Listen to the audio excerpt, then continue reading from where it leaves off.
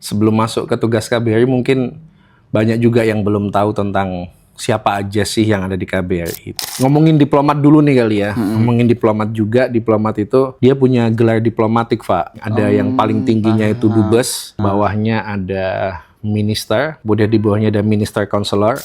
Di promosi budaya itu sejak saya di KBRI Kairo tahun 2023 sampai hari ini kita rutin dan kita gencar melakukan promosi budaya, datang dan kerjasama dengan berbagai pihak di berbagai daerah di Mesir untuk melakukan kegiatan promosi budaya.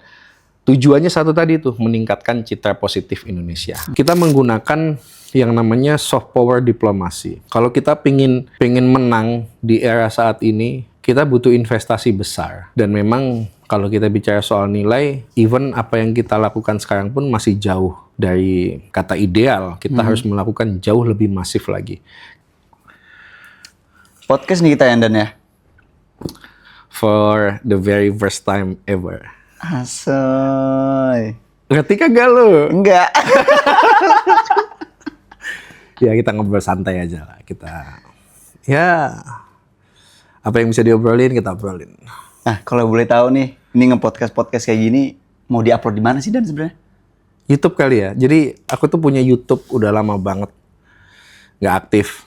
Jadi dan ternyata masih ada yang notice aku punya YouTube. Jadi kayaknya oke lah kita upload di sana. Nanti clipper-clippernya kita tayangin di IG. Ide bagus. Nice. Bagus, nice banget. Berarti apa nih? Kita mau bicarain apa nih, Dan, malam ini? Tema kita apa nih? Apa aja, mau bikin santai, mau sekenaknya lah, whatever you can ask to me. Beneran? Beneran. Digali sampai bawah nih, nggak apa-apa? Boleh. Lagian nanti kan kita mau kasih nama podcast ini, ada namanya nih. Ada namanya juga, berarti kayak berepisode-episode gitu? Insya Allah. Insya Allah. Insya Allah. Kita kasih nama Apa tuh, Dan? Diplomat Tengah Malam kali ya. Kebetulan kita Diplomat take-nya ini kan malam-malam terus nih, jadi Oh iya bener, sekarang jam 11 waktu Kairo, Diplomat Tengah Malam, cocok. diplomat. Itu Diplomat Tengah Malam atau diplomasi tengah malam. Diplomasi. Yeah, something like that lah, guys. Oke. Karena tadi Komandan udah ngomong terserah. Ini banyak banget sebenarnya pertanyaan di kepala nih, Dan. Mulai dari hal dasar dulu deh. Oke. Mau nanyain tentang KBRI. Kan Komandan sekarang lagi tugas di KBRI. Oke. Nah, sebenarnya tugas-tugas di KBRI ini apa sih, Dan? Oke.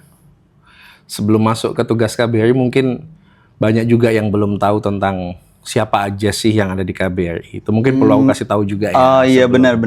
Sebelum ke tugasnya kita bicara soal siapa sih yang ada di dalam KBRI. Jadi pertama, KBRI itu adalah perwakilan resmi pemerintah Indonesia yang ada di luar negeri. Dalam konteks ini karena saya di Mesir, saya di Kairo, jadi mewakili pemerintah Indonesia di Mesir. Itu KBRI Kairo. Nah, di dalamnya dipimpin oleh seorang dubes, duta besar luar biasa berkuasa penuh. Kemudian ada di bawahnya DCM. DCM itu deputi lah ya, deputi. Atau bisa kita sebut juga wakil kepala perwakilan. Jadi wakil dubes, dia ada di situ. Kemudian di bawahnya ada banyak beberapa diplomat yang menjalankan tugas dan fungsinya masing-masing, termasuk atase pertahanan dan atase teknis.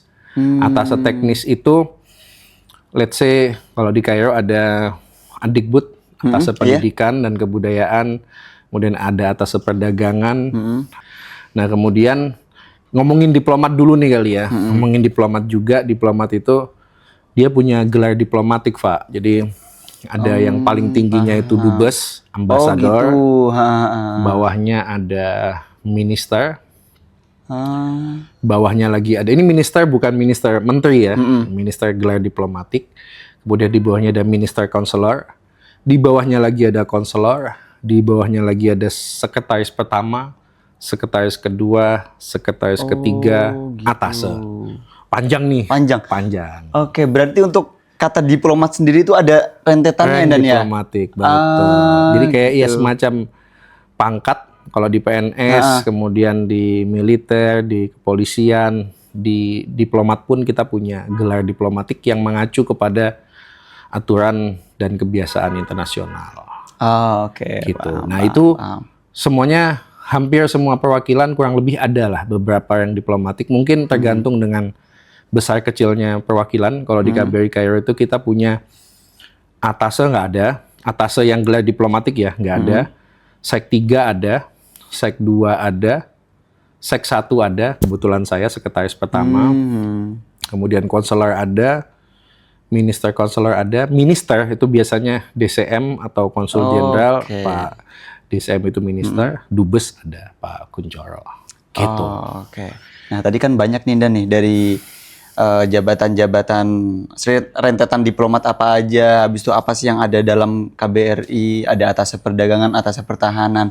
Nah, sebenarnya Dan, dari semua banyak ini, tugas diplomat secara garis besar tuh apa sih? Oke. Jadi kalau tugas diplomat di luar negeri itu mengacu pada Vienna Convention on Diplomatic Relations tahun 1961 kalau nggak salah. Itu ada 5 tugas utama diplomat di luar negeri. Pertama, representing, hadir. Hadir itu adalah representing. Kita ada di Kairo ini adalah salah satu tugas dari representing. Kedua itu ada protecting. Protecting itu melindungi WNI, melindungi aset negara, melindungi kepentingan nasional, semuanya ada di tugas itu. Oke. Kemudian yang ketiga ada negotiating. Oke. Negotiating itu menegosiasikan semua kepentingan Indonesia di luar negeri, di Mesir misalnya, jadi tugas saya. Kemudian yang keempat ada reporting. Reporting itu melaporkan. Melaporkan apa yang kita lakukan ke Indonesia, ke Jakarta, dan sebaliknya, apa hal-hal yang kita pandang penting untuk diketahui oleh pemerintah kita di Indonesia, yang terjadi di wilayah yang kita sedang bekerja di dalamnya, kita laporkan. Itu adalah bagian tugas dari reporting. Dan yang terakhir, promoting.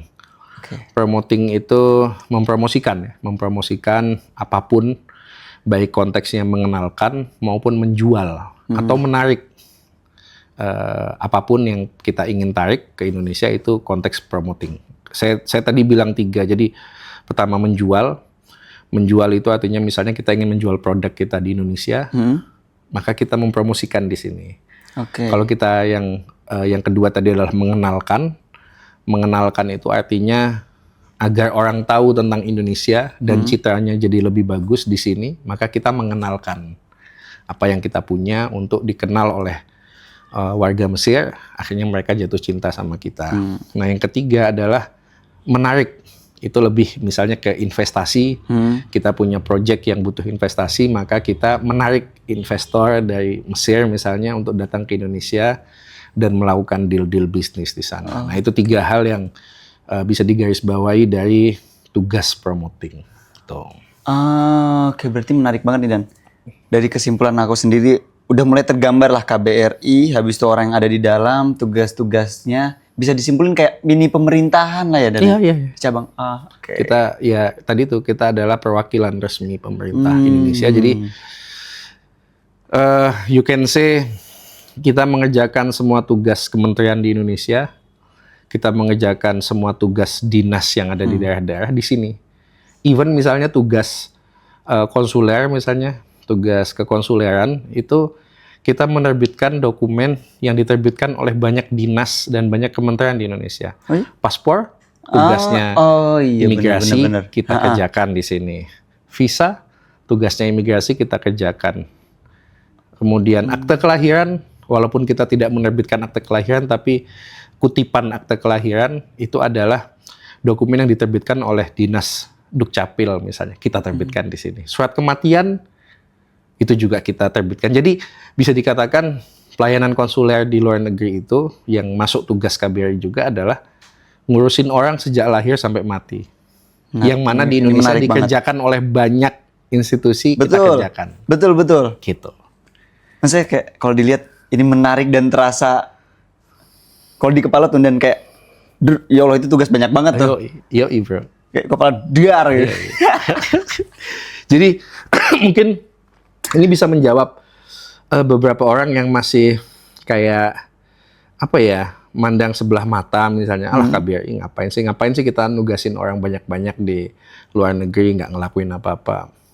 No, kita melakukan banyak hal, tapi memang tidak semua hal perlu kita expose, tidak perlu kita promosikan, tidak perlu kita jabarkan how hard it is. Betul.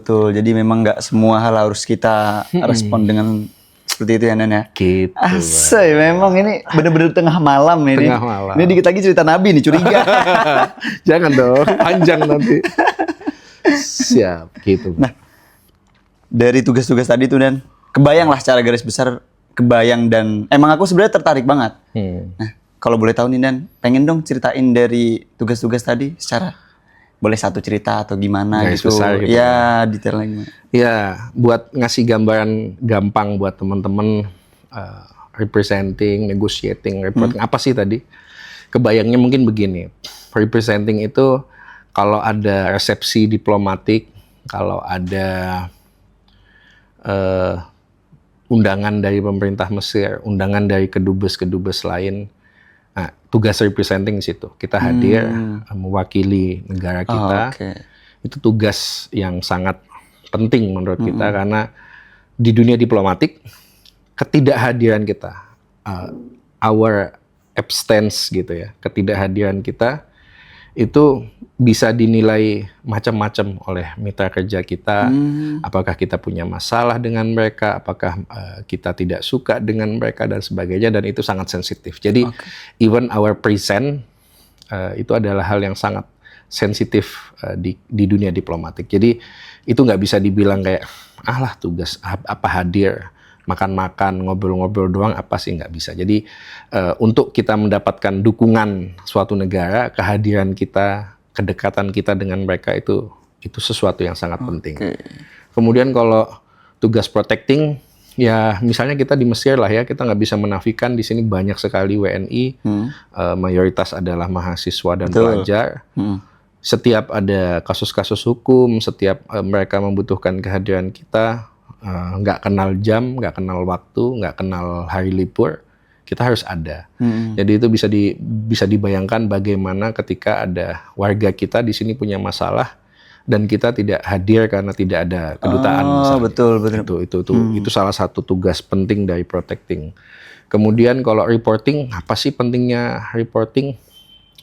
Reporting itu penting buat pemerintah kita di Jakarta bisa mengambil kebijakan yang tepat dan yang dibutuhkan. Misalnya kalau kita ada misalnya isu tentang Palestina, kita tahu di Mesir berbatasan langsung dengan Al-Arish ya, dengan perbatasan Al-Arish yang mana Mesir ini juga punya peran penting di kawasan, sehingga apapun yang terjadi di sini, apapun yang terkait dengan isu-isu Palestina di Mesir ini, itu perlu untuk segera kita laporkan agar pemerintah kita di Indonesia juga mendapati informasi yang benar-benar kredibel dan jadi landasan bagi mereka untuk mengambil kebijakan. Benar-benar. Jadi nggak sekedar reporting doang nih yang kita kasihkan, tapi juga assessment, pendalaman, analisa yang itu membantu pemerintah kita di Indonesia untuk mengambil kebijakan yang tepat.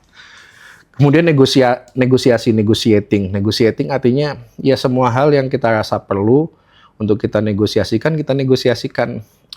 dan itu kadang bukan pekerjaan 1-2 hari saja. Negosiasi itu bisa berlangsung begitu panjang dan bahkan misalnya bisa sampai puluhan, belasan tahun pun itu masih berjalan dan tidak ada kata gagal selama proses itu masih ada. Jadi pekerjaan negosiasi bagi diplomat itu adalah kayak sarapan pagi lah ya. Kayak sarapan pagi yang harus kita lakukan terus, kemudian nggak ada istirahatnya, nggak ada berhentinya, ya something like that. Nah yang terakhir adalah promoting. Promoting ini penting, apalagi kalau kita bicara soal tentang peningkatan atau pertumbuhan ekonomi nasional, itu kan sangat berkaitan dengan banyak faktor, yang 2 diantaranya adalah investasi dan neraca perdagangan. Neraca perdagangan itu artinya kita harus meningkatkan ekspor produk kita ke luar negeri dan mengimbangi impor luar negeri ke dalam, sekaligus juga menarik investasi. Nah 2 hal itu perlu kita lakukan dengan promoting tadi, kita mempromosikan banyak hal di sini sehingga kita bisa mendapatkan manfaat ekonomi yang tepat. Nah, kemudian di promoting by the way nggak cuma soal ekonomi, kita juga bicara soal citra positif Indonesia.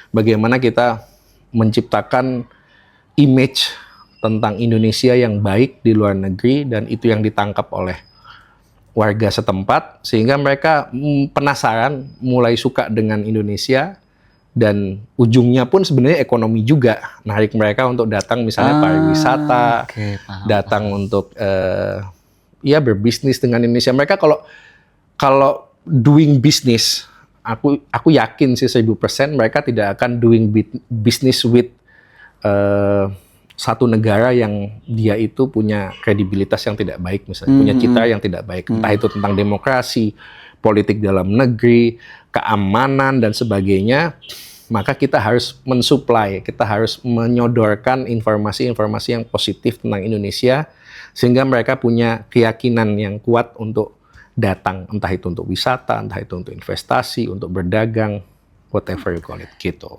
Seru banget ini. Kebayang ya? Iya, kebayang. Tadi kan waktu Danadon ngebahas di awal-awal mulai kebayang ini kayak mini pemerintahan Indonesia, cabangnya di luar negeri gitulah. Nah, tapi dengan pendetailan tentang tugas-tugas tadi lebih kebayang lagi bahwasannya sebenarnya kayak KBRI ini itu representasi Indonesia di kancah internasional. Betul sekali. Betul sekali. Ini makin menarik nih. Tapi dari tugas-tugas tadi Dan, aku yang paling penasaran itu di promoting. Oke. Iya, itu karena tadi berkaitan dengan ekonomi, berkaitan dengan budaya, memperkenalkan Indonesia ini kayak gimana sih mensuplai segala sesuatu agar mereka ini tertarik. Kalau boleh tahu gimana sih Dan promoting itu lebih detailnya lagi, hal-hal yang menarik di dalamnya juga. Oke. Kebetulan banget saya di KBRI Kairo kan sekarang jadi penerangan sosial budaya ya, Pensosbud. Jadi memang daily activities saya di KBRI itu lebih kepada dua hal sebenarnya. Pertama adalah promosi tadi, kedua terkait dengan pembinaan masyarakat. Pembinaan masyarakat itu bagian dari protecting, WNI, pelindungan WNI, namun lebih ke preventif, pencegahan. Jadi kita butuh tidak hanya menghandle kasus kalau ada WNI kena musibah, WNI kena cilaka gitu, enggak, tapi kita juga melakukan pencegahan agar mereka tidak masuk ke dalam ranah masalah. Itu ya. Sedia payung sebelum hujan. Nice. Kayak gitu, Pak. Sedia aku sebelum hujan. Sedia aku sebelum hujan. Jadi itu yang saya lakukan di Pensosbud. Nah, kedua adalah promoting tadi itu. Promoting lebih tepatnya ke pariwisata dan budaya. Kalau di KBRI Kairo itu wilayah kerja Pensosbud. Nah, kalau ngomongin bicara promosi budaya mungkin ya, saya nggak berani masuk ke promosi yang terkait dengan ekonomi karena itu ada ranah kerjanya teman-teman di fungsi ekonomi dan atas perdagangan. Kalau saya lebih tertarik untuk membahas ke promosi budayanya. Di promosi budaya itu sejak saya di KBRI Kairo tahun 2023 sampai hari ini kita rutin dan kita gencar melakukan promosi budaya, datang dan kerjasama dengan berbagai pihak di berbagai daerah di Mesir untuk melakukan kegiatan promosi budaya. Tujuannya satu tadi tuh, meningkatkan citra positif Indonesia, mengenalkan Indonesia, mengenalkan keindahan dan kekayaan alam dan budaya Indonesia.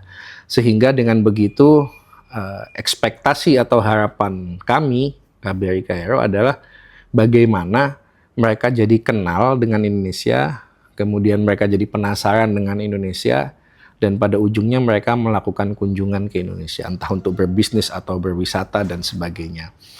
Beberapa instansi yang kita ajak kerjasama misalnya kayak perpustakaan-perpustakaan, kemudian dinas budaya di berbagai daerah, kemudian juga universitas-universitas yang ada di berbagai daerah, itu juga kita lakukan kerjasama dengan mereka. Dan total mungkin sampai dengan akhir tahun 2025, total kegiatan itu lebih dari 20 kali. Dan total audiens yang bisa kita hadirkan mungkin lebih dari 20.000 dalam konteks 2 tahun ini. Kita ambil gambaran sederhana aja, walaupun ini kita tidak melakukan risetnya, tapi katakan 5% saja dari total 20.000 itu. 5% itu means, saya nggak mau salah hitung ya. Kalau 10% kan 2.000, berarti 1.000 ya. 5% 1.000 saja datang ke Indonesia, kemudian membawa manfaat ekonomi bagi Indonesia, itu udah sesuatu yang menurut kami adalah wow gitu, dan bisa dibilang sebuah pencapaian. Jadi ya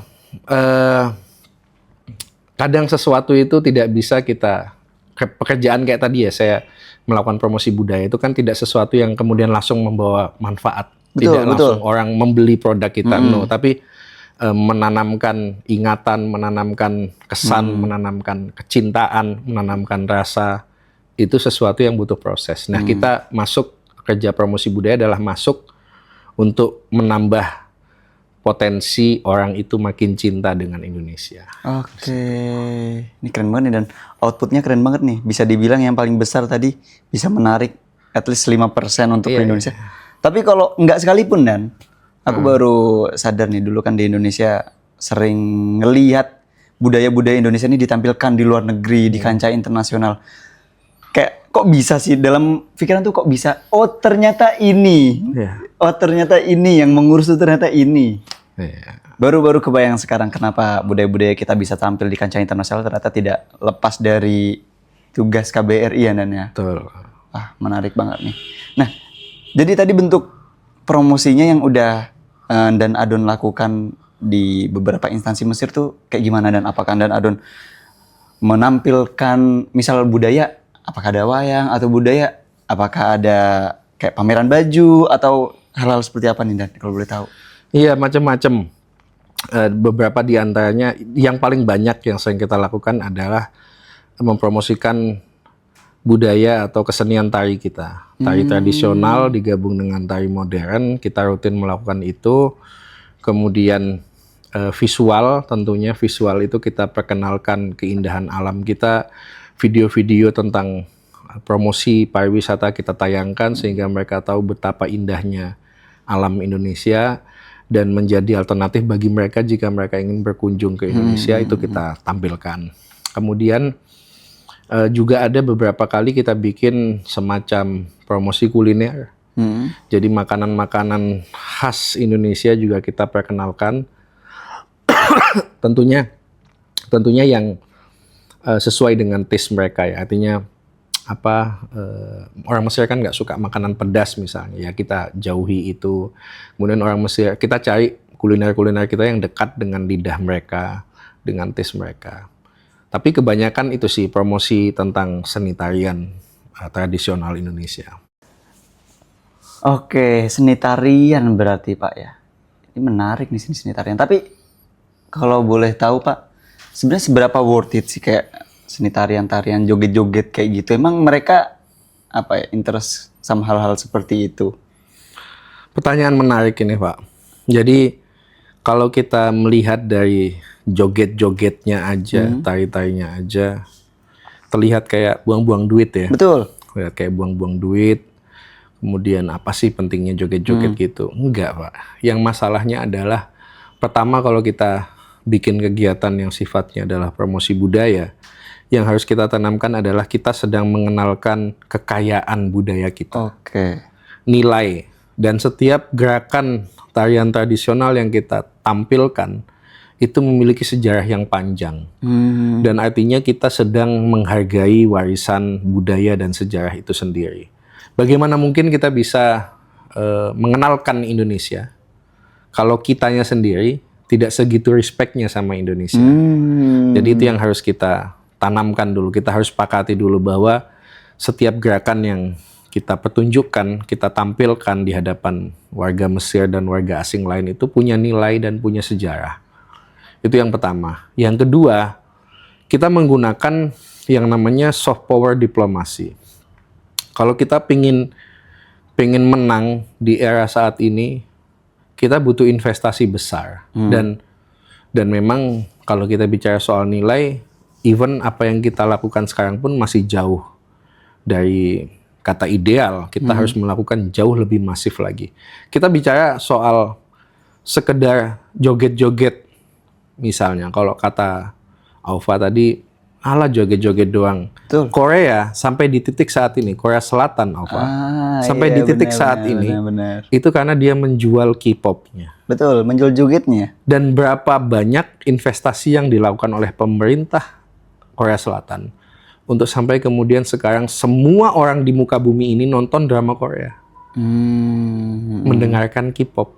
Berapa yang dilakukan? Saya yakin angkanya sangat-sangat besar.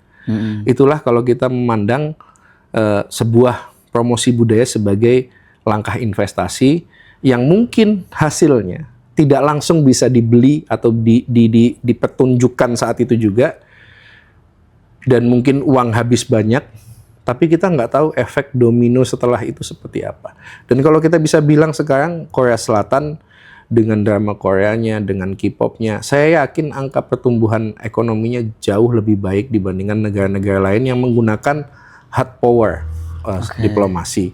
Sehingga saya ingin menggambarkan negara seperti South Korea tadi, misalnya seperti Korea Selatan tadi, menggunakan soft power diplomasi untuk sampai kepada tujuan meningkatkan citra positif mereka, mengenalkan negara mereka. Belum lagi kalau kita bicara soal Thailand. Thailand, ketika orang disuruh menyebut satu makanan khas Thailand, semua orang bisa menjawab tom yum. Sampai ke titik itu, dia harus melakukan investasi berapa banyak untuk mengenalkan tom yum di berbagai event mereka, di berbagai kegiatan mereka. Itulah yang sebenarnya ingin saya katakan, bahwa promosi budaya nggak boleh dilihat sebelah mata sebagai sebuah langkah buang-buang uang yang nggak bawa dampak langsung. Iya, saya akui tidak membawa dampak langsung. Tapi bahwa promosi budaya, diplomasi budaya, soft power diplomasi, itu memberikan dampak yang lebih nempel, lebih jangka panjang, lebih terngiang-ngiang di hati dan benak orang siapapun yang melihat. Dan kalau kita mengerjakannya dengan bagus, itu akan memberikan dampak ekonomi yang mungkin tidak 1 tahun, mungkin tidak 2 tahun, tapi lebih sustain, lebih berkelanjutan dan membawa dampak ekonomi yang luar biasa. Jadi nggak fair juga kalau kita bilang hanya joget-joget, hanya apa. Tapi itu adalah bagian dari upaya kita untuk melakukan dan mengenalkan Indonesia di kancah internasional. Ya dengan begitu caranya. Orang jadi tahu betapa cantiknya, betapa indahnya. Dan ketika tarian itu dilakukan, mereka menggunakan kostum yang mengenalkan budaya kita juga. Betapa colorfulnya, betapa estetiknya, dan sebagainya. Belum lagi kalau kita tampilkan visual-visual yang indah tentang alam kita dan sebagainya. Jadi gitu, Pak. Oke, menarik tadi itu, Pak. Emang sekarang zamannya kalau dilihat ya emang zaman soft power itu sih. Yeah. Udah nggak lagi main yang paksa-paksaan, udah nggak main lagi yang pedang-pedangan. Zaman sekarang kan memang baru-baru tersadarkan. Ya, even jualan sekalipun kan sekarang kan kalau jualan ya udah nggak zamannya lagi hard selling misalnya. Even kita jualan aja sekarang kan nggak bisa tuh jualan. Nih kamu beli produk ini karena ABCD, nggak bisa. Semua marketing melakukan strategi penjualan soft selling saat ini. Termasuk kita, pemerintah Indonesia kalau mau sukses dalam melakukan promosi, kita juga harus menggunakan soft selling. Artinya kita mengenalkan hal-hal baik, menunjukkan hal-hal positif, dan tanpa harus kowar-kowar datang ke Indonesia, ini wisatanya begini, investasinya begini. Lakukan aja, persiapkan aja sebaik mungkin. Kita pasti akan sampai di titik orang mau datang kalau kita melakukan soft power diplomasi tadi. Menarik. Sangat menarik. Kebayang makin ribetnya sini kayaknya udah emang masuk tengah malam. Kayak makin. Tapi gini Dan. Oke, menarik banget nih Dan nih. Tadi kan udah dijelasin juga sama Dan Adon terkait promosi-promosinya juga, tari-tarinya, gimana-gimana kerja sama institusi. Nah, aku lumayan tertarik sama acara-acara nih Dan. Kalau acara di Indonesia kan ya udahlah kita buat itu sama bangsa sendiri, maksudnya muamalahnya nggak terlalu sulit. Habis itu juga dari wataknya pun ya nggak jauh-jauh lah dari watak orang Indonesia, sejajahatnya kita masih kebayang, sebaik-baiknya kita kebayang. Nah, kalau Dan Adon sendiri ini seberapa ribet sih bikin acara atau menjalin koordinasi dengan institusi budaya luar negeri? Itu seberapa ribet, seberapa sulit, maksudnya kebayang lah, tapi lebih pengen diceritain biar terasa aja Nan. Oke, jadi kalau kita bikin kegiatan promosi budaya itu, mungkin orang lagi-lagi ya, mungkin orang hanya sekedar lihat joget-jogetnya. Tapi dia nggak ngelihat berapa panjang persiapan yang kita lakukan, berapa banyak pihak yang kita hubungi, kita kontak untuk sampai sebuah kegiatan yang mungkin tidak lebih dari 1 jam itu terjadi. Jadi banyak effort behind the event itu sendiri. Jadi orang mungkin menganggap segitu mudahnya, tapi tidak. Teman-teman menampilkan tarian 5 menit, itu mungkin dia butuh latihan sebulan, 2 minggu, 3 minggu untuk sampai mendapatkan gerakan yang memukau.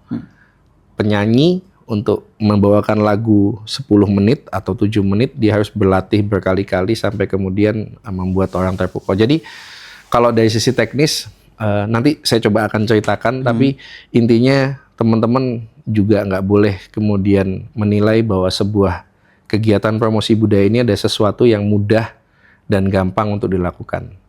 Itu dulu mungkin secara prinsip. Nah, kalau ditanya seperti apa kita KBRI create sebuah event, itu macam-macam.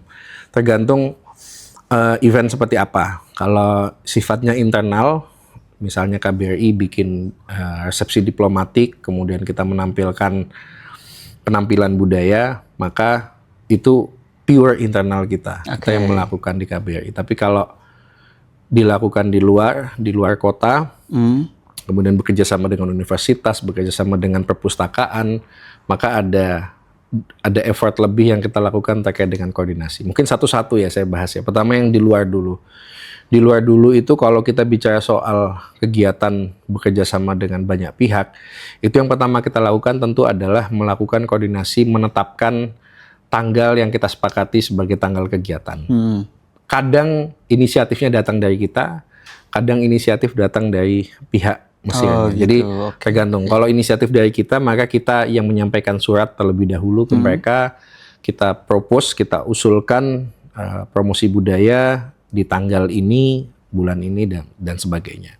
Kalau mereka oke, kita lanjut ke perizinan ke Kementerian Luar Negeri, ke National Security, ke pihak-pihak keamanan terkait. Kalau once itu sudah deal semuanya, maka bisa kita lanjut dengan persiapan teknis. Tapi kalau usulan datang dari mereka yang mengusulkan, biasanya mereka yang melakukan terkait dengan perizinan, dengan pihak Kemlu dan sebagainya itu mereka. Jadi tergantung nih siapa yang mengusulkan. Itu terkait dengan izin prinsip, katakan demikian. Nah, selanjutnya terkait dengan teknis, mau di luar mau di dalam, maksudnya di luar KBRI atau di dalam KBRI, itu secara prinsip sama. Jadi yang kita lakukan biasanya adalah menetapkan konsep dulu. Kita konsepnya apa nih? Mau bikin kegiatan promosi budaya untuk menonjolkan apanya. Misalnya kita mau pakai konsep yang sifatnya sekarang adalah kolosal misalnya. Maka kita nanti itu sangat menentukan kita akan mengundang penampil-penampil atau tim seni siapa saja, berapa banyak, dan nanti baru kita bicara tentang konsep lebih detailnya dengan mereka. Tapi kalau misalnya ini hanya event yang sifatnya sangat pendek karena durasi, karena waktu yang disediakan oleh pihak Mesirnya tidak panjang, maka biasanya kita akan mengundang maksimal 2 atau kita pernah 3 tim penampil untuk tampil di satu kegiatan tanpa konsep. Jadi pure kita minta untuk mereka menyiapkan tarian, menyiapkan lagu, menyiapkan tarian dan lagu itu untuk ditampilkan secara bergantian. Biasanya kita gantian kalau dengan pihak Mesir itu ada seni kita, kemudian nanti ada seni tari dari mereka, ada seni musik dari kita, seni musik dari mereka. Jadi bergantian. Tapi kalau kegiatan itu kita bikin konsep, misalnya seperti Saharat kemarin, Saharat Ramadan, kita bikin kegiatan promosi budaya kerjasama dengan Kembud, Kementerian Budaya Mesir, dan Opera House, itu kita bicara soal detail tentang konsep, karena kita pure malam itu tampil, panggung adalah milik kita sendiri. Misalnya. Jadi kita bicara soal bagaimana membuat impresi orang kenal tentang Indonesia, tidak hanya nonton joget-jogetnya, tidak hanya nonton tariannya saja, tapi bagaimana orang kenal dengan Indonesia dari 1 jam kurang lebih yang kita tampilkan. Nah kalau kayak begitu biasanya kita bicara konsepnya lebih serius tuh. Jadi kita bentuk tim, kemudian kita brainstorming, kita tentukan idenya apa yang mau kita tonjolkan dari Indonesia, bagian mana yang jadi benar-benar central point kita, dan kemudian baru kita dari situ setelah nemu konsepnya kita tentukan tim penampilnya siapa saja, kemudian ini oke atau tidak. Even misalnya setelah ketemu tim penampil, jenis penampilannya pun akan kita bahas lagi, kita cek mana yang perlu disesuaikan, jumlah orangnya dan sebagainya. Ini bicara soal konsep penampilannya. Belum lagi kita bicara nanti misalnya tentang supporting sistemnya, hal-hal yang tidak langsung tampil di depan panggung, di atas panggung, tapi juga sangat dibutuhkan. Misalnya terkait dengan kostum, terkait dengan tim teknis sound system, terkait dengan lighting, terkait dengan visual misalnya. Semua kita bicarakan agar sebuah promosi budaya itu menjadi sebuah paket lengkap. Jadi nggak sekedar penampilan yang orang datang kemudian pulang, nggak bawa apa-apa. Ini kita bikin sebuah konsep yang orang datang, pulang, ada sesuatu yang dia ingat. Nah itu adalah biasanya sesuatu yang kita kerjakan almost 2 bulan mungkin bahkan, atau 1 bulan lebih lah kita bicara soal sebuah penampilan yang hanya 1 jam. Jadi kalau kita bicara soal kayak begitu, ada banyak hal, even misalnya di hari H sekalipun, hal-hal yang sudah kita persiapkan secara matang, itu sangat mungkin berubah, sangat mungkin benar. ada penyesuaian, sangat mungkin. Karena hal-hal teknis di Mesir ini tidak bisa kita andalkan 100% kepada pihak penyelenggara misalnya. Jadi kita tahulah tipikal orang Mesir kayak gimana. Misalnya dari sisi sound system kita sudah siapkan ABCD, ternyata di hari H mereka nggak bisa. Mereka harus pegang kendali dan ya kita banyakkan tawakalnya misalnya. Kayak gitu-gitu kan kita harus siap plan B-nya apa. Kita terkait miking aja misalnya. Jadi banyak hal Pak, kalau kita bicara soal teknis penyelenggaraan kegiatan sebuah event itu, kita nggak sesederhana nyuruh orang tampil, udah nggak. Tapi kita harus juga mikirin banyak hal-hal teknis, yang bahkan saya tuh kalau mikirin sebuah kegiatan itu, kadang sering ngelamun, ngebayangin mulai dari acara, sampai acara itu selesai, apa nih. Kadang banyak hal-hal kecil atau sangat minor gitu ya, yang itu kadang kalau nggak kita bayangin secara detail dia nggak muncul dan nggak akan kita persiapkan dan akan jadi masalah di hari H. Jadi saya mencoba sedetail mungkin mempersiapkan acara itu agar, karena prinsip saya sebisa mungkin zero mistake sih, sebisa mungkin. Tapi kalaupun tetap ada kesalahan, apalagi itu sifatnya adalah teknikal, kesalahan yang tidak dilakukan oleh tim tapi kesalahan yang terjadi secara teknis, nah itu saya prinsipnya sebisa mungkin zero mistake, jadi 0 kesalahan. Tapi kalaupun ada kesalahan ya jangan terlalu fatal misalnya. Dan itu terjadi karena pengalaman saya create beberapa event, menghandle beberapa kegiatan, kemudian setiap ada kesalahan saya coba evaluasi dan ya semoga itu tidak terjadi lagi dan sebagainya.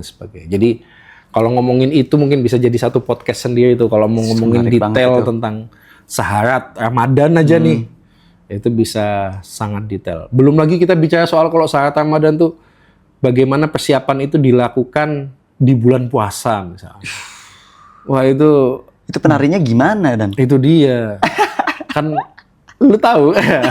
Itu berat sekali bagi tim, bagi penampil, bagi saya, bagi semuanya yang terlibat dalam event itu pasti sangat berat karena tidak hanya fisik yang terbebani di tengah bulan puasa yang kita tahu pasti jadwal makan kita berubah, jadwal istirahat kita berubah, kemudian fokus teman-teman pasti selama bulan Ramadan adalah memperbanyak ibadah misalnya. Jadi di tengah yang kayak begitu-begitu ditambah mental, jadi tambah psikis kita, pasti istirahat kita sudah pun dikit jadi tidak berkualitas. Makan kita pun sudah dikit tidak berkualitas karena kita punya beban pikiran. Ya, setiap orang yang punya tanggung jawab pasti harusnya punya pikiran yang lebih terhadap kesuksesan sebuah acara. Dan itu lebih berat lagi ditambah karena terjadi di bulan Ramadan. Sejujurnya Ini udah terlalu melibet-libet di kepala Nan. Iya. Udah nggak tahu ini mau nimpalin apa. Oke, udah kepanjangan juga kayaknya. Jadi kalau memang teman-teman tertarik ya sama podcast ini, nanti kita bikin lanjutannya. Khususnya kita bahas syaharatnya tadi itu menarik juga. Kebetulan Betul. kan, atau kita bisa libatkan beberapa orang lain untuk bahas syaharat itu, dan juga ngasih share ilmu juga ke teman-teman bagaimana. Saya tuh gatel kalau ngomongin soal event itu ya. Saya tuh gatel sama kesalahan-kesalahan minor yang harusnya tidak terjadi secara teknis kalau itu dipersiapkan secara matang. Prinsipnya gini, kalau saya itu apapun, mau sekecil apapun acaranya, mau tidak penting apapun kalau bisa dibilang begitu, saya itu termasuk orang yang sangat rewel terhadap persiapan teknis. Saya paling anti kalau disuruh nyiapkan acara dengan persiapan yang pendek misalnya.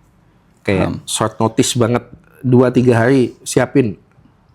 Ya, saya akan lakukan, saya kan cuman staff ya.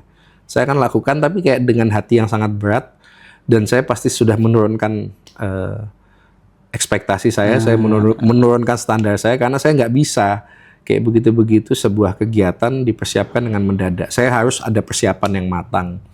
Kemudian harus ada konsep. Sekecil apapun, setidak adanya konsep, tetap harus ada konsep.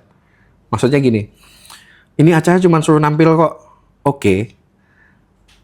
Cuman 5 menit, 10 menit, oke. Tapi saya harus tahu, misalnya, ini itu occasion-nya apa. Maksudnya, kegiatan kita suruh nari ini dalam rangka apa. Benar. Contoh sederhana nih. Misalnya, event-nya adalah tentang, saya cari contoh yang gampang.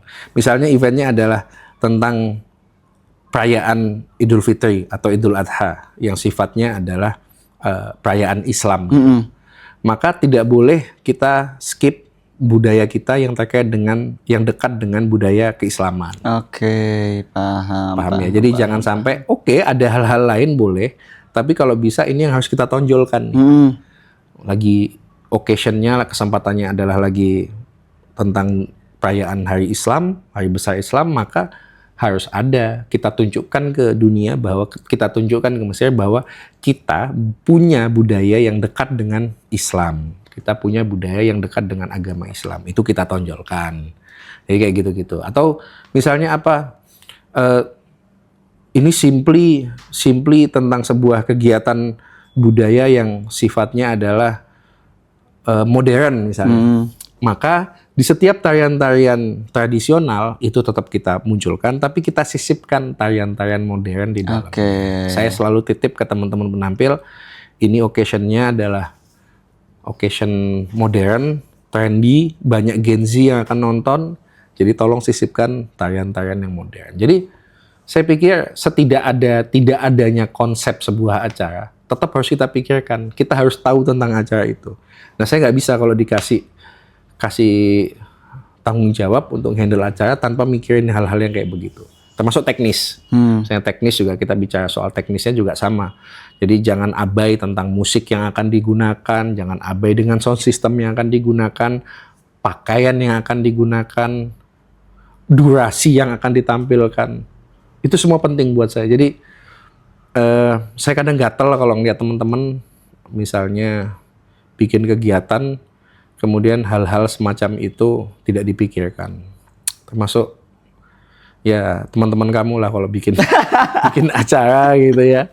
Ada aja miss-nya yang nggak on time lah, yang apalah. Ya gitulah Pak. Jadi intinya itu bakal panjang banget kalau bicara soal tentang promosi budaya. Tapi kalau teman-teman tertarik, nanti kita akan bahas di podcast Diplomasi Tengah Malam atau Diplomat Tengah Malam, whatever. Kalian setuju mana guys? Diplomat Tengah Malam atau Diplomasi Tengah Malam? Komen ya. Kalau saya pribadi lebih ke overthinking tengah malam sih, Dan. Overthinking. Nanti yang kita bahas sudah nggak bahas diplomasi lagi. Negosiasinya bukan tentang negosiasi kepentingan negara, tapi lebih ke negosiasi gimana kamu mau sama aku. Jadi gitu nanti temanya kan. Oh, udah waktunya, udah setengah 12. Udah setengah 12, udah waktunya. Setengah jam lagi udah bahas tentang hati. Betul. Meleset dikit, Nabi. Itulah bahaya. Jadi ya gitu dulu guys. Moga-moga nggak terlalu panjang dan kalian suka sama podcast ini. Kalau informasinya bermanfaat, tolong di-share ya. Betul, betul. Tolong di-share, dipantengin lagi, dinyalain loncengnya. Karena kedepannya kita akan bahas sesuatu yang lebih menarik dan lebih detail. Ini kan baru dasarnya sebenarnya. Dan Kalau termasuk kalian nggak suka sama moderatornya, kolom Gitu. chat di kolom komen nanti kita ganti, ya. oh iya, dan ada pertanyaan terakhir. Oke, boleh. Ngomongin tentang event-event itu, Asik. kalau event 17 gimana, Dan?